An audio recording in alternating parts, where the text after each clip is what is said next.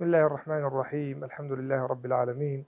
والصلاة والسلام على سيدنا وحبيبنا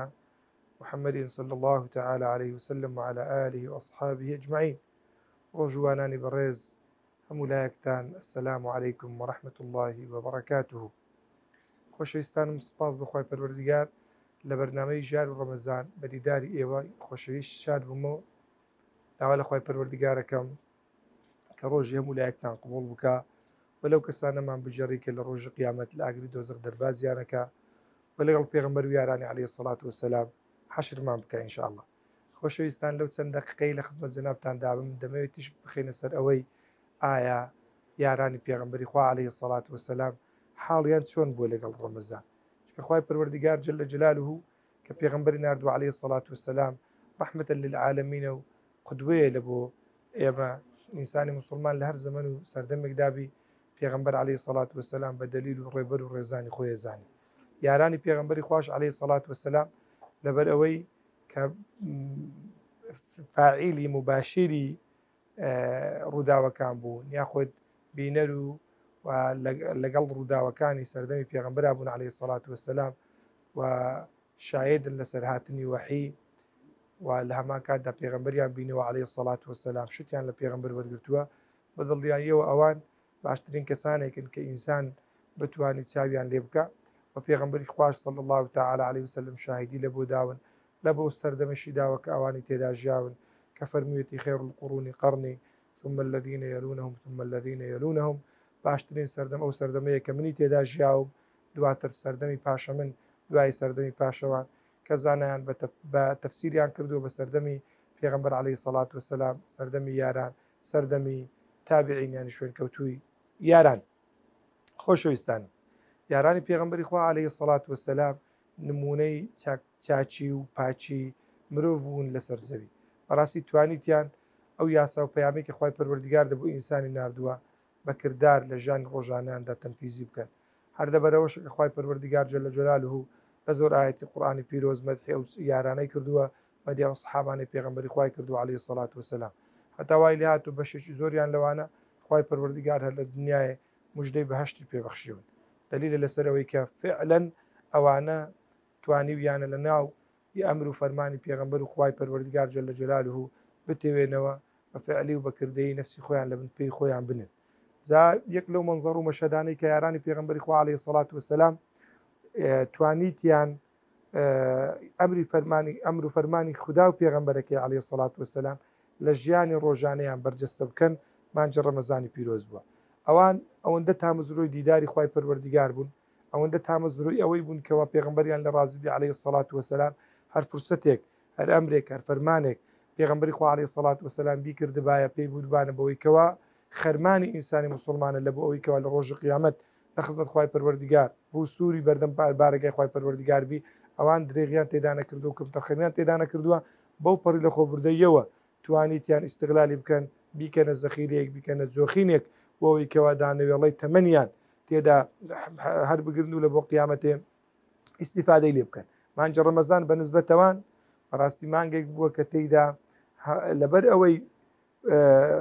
فرسەتی زۆری تێدان، دەستکەوتی زۆری تێدا لە بۆ ئینسانی ئیماندار موسڵمان. ئەگەر تەماشای ژیانی ئەوان بکەین، تەماشاکەی چۆن ئیستیغلالێکیان کردووە، چۆن توانیتیان ئیستیفادەی لێ بکەن، چۆن توانیتیان بەکاری بینن بۆی کە خوای پەروەردگار جەلە جەلالوهو لە خۆیان ڕاز بکەن. ئێمە ئیماندار و موسڵمانیش بەڕاستی زەڕورە چاو لەو سەحابانەی پێغەمبەری خوا بکەن عەلەیهی سەڵات وەسەلام، بزانین چیان کردووە لە ڕەمەزان. ئەگەر سەیرەکەیت طبعاً لە ڕەمەزان دەستکەوتی زۆر گرنگ هەیە. ڕەمەزان لە ساڵی دووی کۆچی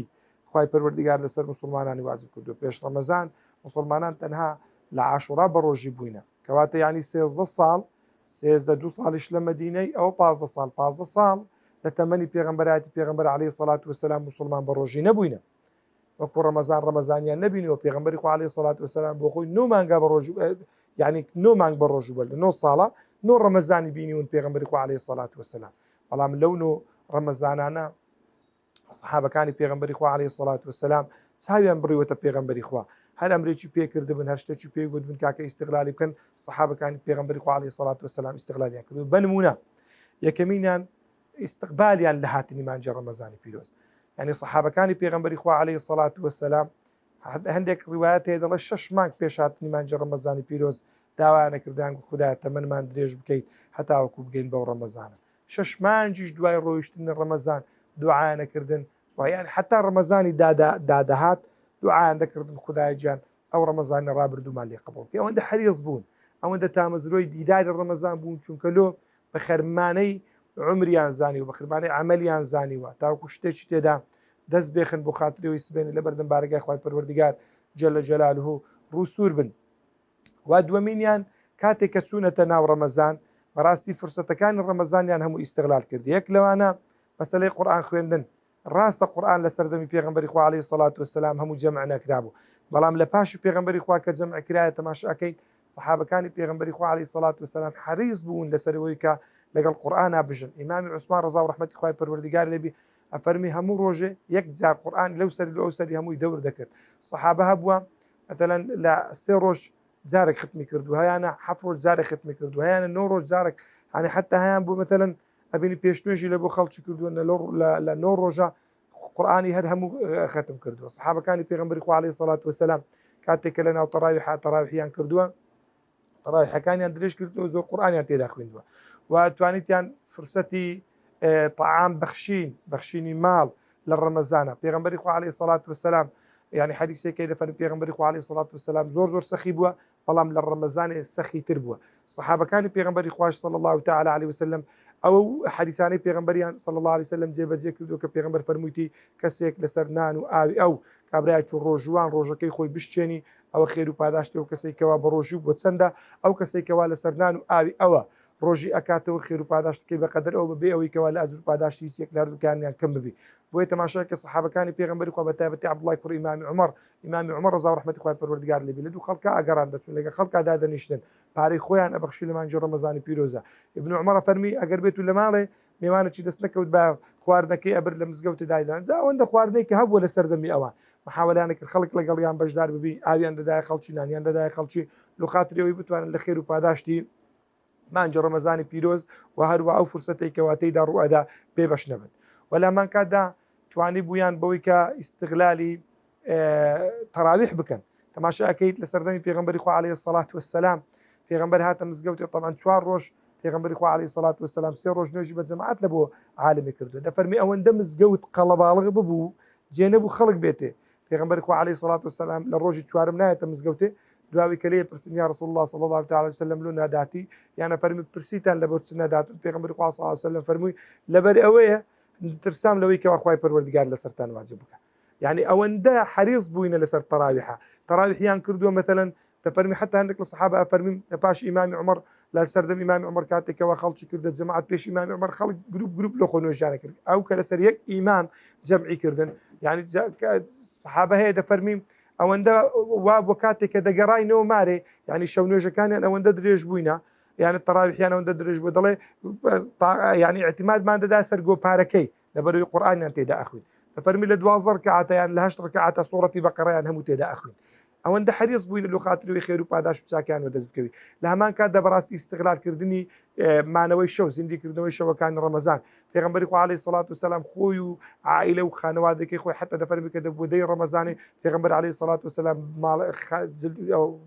پێخەفەکەی و شوێنی نووسنی هەمووی وەرئەپێچە گاسی خێزانەکانی خۆی ئەکرد عائیلەکەی خۆی هەنەدا لە خاترەوەی شەوی دەشەوی ڕەمەزانێ بەوەی کەوا زیندی بکەنەوە حتا سەحابەیە دەفەرمی شەوێدا دەنیشتین لە مزگەوتێ بەیانی کە دەچوینەوە ماڵێ يعني زۆرمان لە ماڵ و منداڵەکانمان دەکرد هەتاوەکو خواردنی ئامادە بکەن نەبادا لە ترسیەوەی بەیانی بانگی بەیانی بدەن وەلا هەمان کاتدا سەحابەکانی پێغەمبەری خوا عەلەیهی سەڵات وسەلام